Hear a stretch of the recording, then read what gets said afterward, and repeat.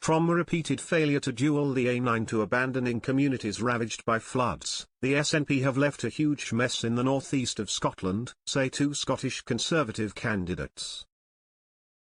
The SNP have been an unmitigated disaster for North East Scotland over the 17 years they have been in power, according to the Scottish Conservatives.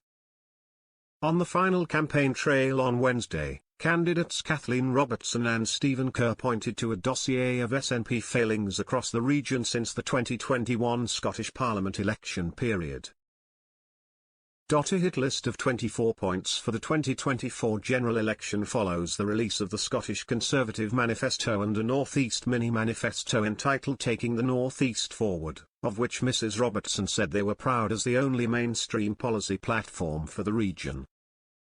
From a repeated failure to duel the A9 to failing communities ravaged by floods, both candidates said it is important that voters to remember the moments of shame when SNP politicians let the North East down.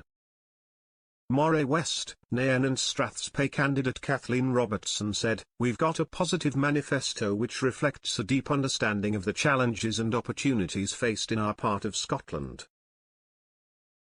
It's the only mainstream policy platform for the North East. It's also vital for voters to remember how badly the SNP have let down this region.